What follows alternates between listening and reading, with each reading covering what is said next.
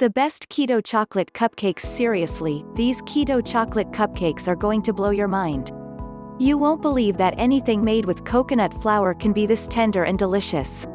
The perfect sugar-free and gluten-free cupcake recipe.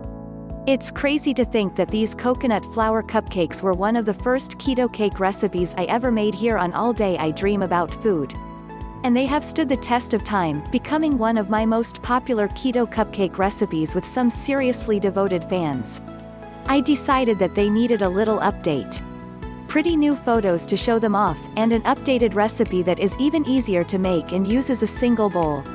It also now makes a full dozen. Frost them with your favorite sugar-free frosting or use my espresso buttercream. I also have the ultimate chocolate buttercream recipe right here for you. My youngest child turns 1 in a few days, and so we had a little birthday party for her this weekend. We kept it small and simple, with just one other family sharing in the festivities. After all, 1-year-olds hardly know what the fuss is all about, and we figure we have years ahead of us where she is asking for the hottest new toys and wanting to have a big bash in her own honor. Might as well keep it low-key while we can get away with it. We did, however, follow one time-honored tradition in our family. We stripped her down to her diaper and let her dive into her birthday cake while we sat back, laughing hysterically and snapping hundreds of pictures. The cake we fed our baby, along with everyone else, was full of sugar, flour and, obviously, carbs.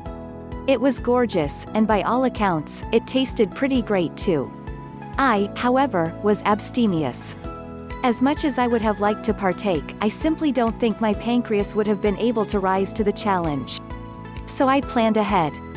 I wasn't about to let my daughter's first birthday go by without raising a forkful of some sweet treat or other. Making the best keto chocolate cupcakes, I had in my head to do coconut flour cupcakes again, but I wanted them to be chocolate. And this time, I didn't want to play up the coconut flavor, I really just wanted it to taste like a regular chocolate cupcake, so that I could then pair it up with an interesting frosting.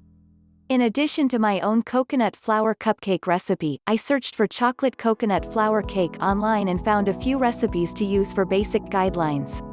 All of these recipes called for sugar, and I was using low-carb sweeteners, so I had to adjust the other ingredients accordingly.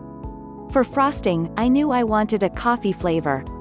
Coffee and chocolate go together like, well, coffee and chocolate. I know the expression is supposed to be peas and carrots, but I don't like cooked peas, and I can't see how these two vegetables go together any better than coffee and chocolate. But if you prefer, you can always top it with the best low-carb chocolate buttercream frosting. The results: I had thought I'd done pretty well on my previous foray into coconut flour cupcakes, but these puppies blew those ones out of the water. They are virtually indistinguishable from regular chocolate cupcakes.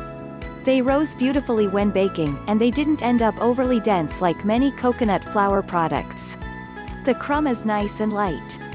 When I took them out of the oven, they smelled almost identical to the layers of chocolate cake I'd just made for the real birthday cake.